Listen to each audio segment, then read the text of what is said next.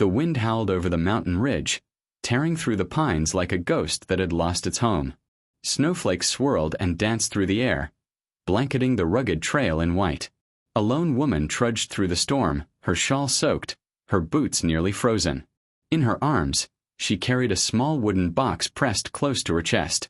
Her name was Martha Hensley, a widow from the valley below. Her husband had died the previous spring in a mining accident, and now the fever had taken her only child. She'd left town at dawn, ignoring the warnings of neighbors, determined to lay her boy to rest near the ridge where her husband once worked. But the storm came early. The world around her disappeared into a swirl of white and wind. Her strength faltered, and she fell to her knees, clutching the box. "Lord, please," she whispered. "Just a place to lay him down." Then, through the blur of snow, she saw a dim glow, a cabin light, flickering through the storm like a small mercy. She stumbled toward it, half crawling, half walking, until she reached the porch. She raised her numb hand and knocked weakly. For a moment, there was nothing but wind. Then the door creaked open, and a tall man with a thick beard and worn coat filled the doorway. His eyes were cautious but kind. "Ma'am," he said, voice low. "You lost." She could barely speak. "Please. I just need shelter. For me and," her gaze dropped to the box, "my boy." The man's expression shifted from suspicion to something gentler. "Come in," he said quietly. He took her arm and guided her inside. The cabin was rough but warm. A fire crackled in the hearth, and the smell of coffee filled the air. She sank into a chair near the fire, still clutching the box. The man poured a tin cup of coffee and set it beside her. "Name's Eli Cutter," he said. "Trapper, mostly. You're lucky you found this place." She nodded faintly. "Martha," she murmured. "Martha Hensley." Her voice broke. "I lost my way. I was trying to bury my boy near where his pa—" She couldn't finish. Eli looked at the box, then at her face. There was a long silence.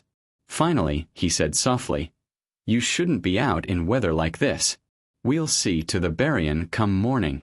All night, the storm raged. Martha dozed by the fire, her dreams a blur of laughter and loss. When she woke, Eli was by the door, brushing snow off his coat. "Storm's past," he said. "Ground'll be frozen, but I'll help you dig." She nodded, unable to speak for a moment. Together they stepped outside. The world was bright and clean, the air sharp. Eli fetched a shovel and found a spot beneath a lone pine overlooking the valley. They worked in silence, breath rising in the cold air.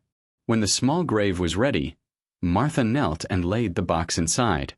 She whispered a prayer, tears freezing on her cheeks. Eli stood beside her, hat pressed to his chest. After the last handful of earth was laid, he said quietly, "You done right by him." Back inside, he fixed a pot of stew. She ate slowly, warming her hands on the bowl. "I don't know how to thank you," she said. "You saved me." He shrugged. "Ain't nothin'. Just doin' what a man ought." But she noticed the way his eyes softened whenever he looked at her.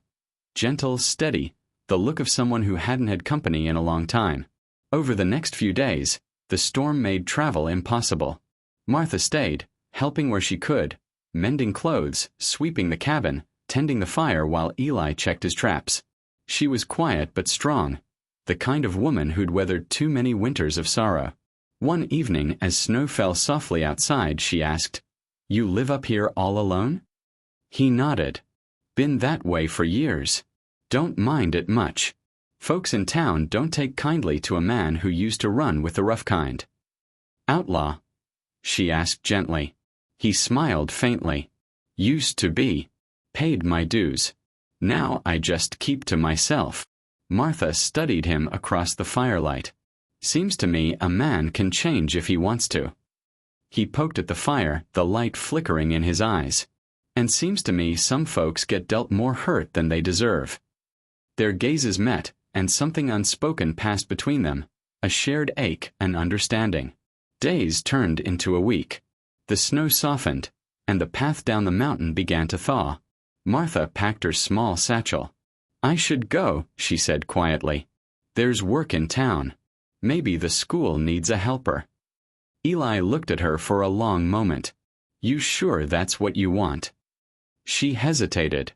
It's what's right. He nodded slowly. I'll take you down come morning. That night, neither of them slept much. The fire burned low, the cabin filled with the soft crackle of wood. Just before dawn, Eli stood by the window, watching the first light touch the ridge. You'll be fine down there, he said without turning. You've got a strong heart. And you? She asked softly. You'll just stay up here alone? He gave a small smile. Reckon I'm used to it. She walked over and placed a hand on his arm. No one gets used to loneliness, Eli. He looked at her then, really looked, at the lines of sorrow that hadn't broken her, the quiet strength in her eyes. Maybe not, he said. When morning came, he saddled the mule and helped her mount. The path down was slick, but the sky was clear. At the valley's edge, she stopped and turned to him. Thank you for everything. He nodded. You take care, Martha Hensley. Then she was gone, the sound of hooves fading into the wind. For weeks after, Eli found himself listening for that sound again. The cabin felt emptier than before. He'd go to check his traps, only to imagine her voice by the fire or her laughter drifting through the door. Winter turned to spring, and the mountain bloomed again. Then one morning as he chopped wood, he heard the crunch of footsteps behind him. He turned, and there she was. Martha stood on the path, wearing a simple blue dress, her hair loose beneath her bonnet. Heard you might need a hand keeping this place in order, she said, smiling shyly. Eli stared, half afraid she'd vanish if he blinked. Didn't figure you'd come back, he said. Didn't figure I'd find peace anywhere else, she replied. From that day on, the cabin wasn't silent anymore. She planted flowers near the porch, baked bread that filled the place with warmth, and sang softly as she worked. Eli built a new fence and carved a small cross for the boy's grave on the hill. Some evenings they'd sit outside, watching the sun dip behind the ridge, saying nothing at all. It wasn't a grand love. No fireworks, no sweeping vows. It was quieter, like the steady hum of wind through pine needles. A love born not of chance, but of shared sorrow and simple kindness. The townsfolk whispered about the widow who'd moved up the mountain, about the trapper who'd once been an outlaw. But they didn't know the truth, that two broken souls had found a way to make each other whole again. Years later, when travelers passed through Dusty Creek and asked about the cabin near the ridge, folks would smile and say, "That's Cutter's place," the man who never turned away a soul in need. And every spring, when the snow melted, a patch of wildflowers bloomed bright and stubborn beside a lone pine tree. Because once, on a stormy night, a poor widow had knocked on a stranger's door and found kindness where she expected none. And long after both their names faded from memory, travelers swore they could still hear laughter echoing through the pines on quiet nights, a man's deep chuckle and a woman's soft song, carried together on the mountain wind, proof that love, once found, never truly dies.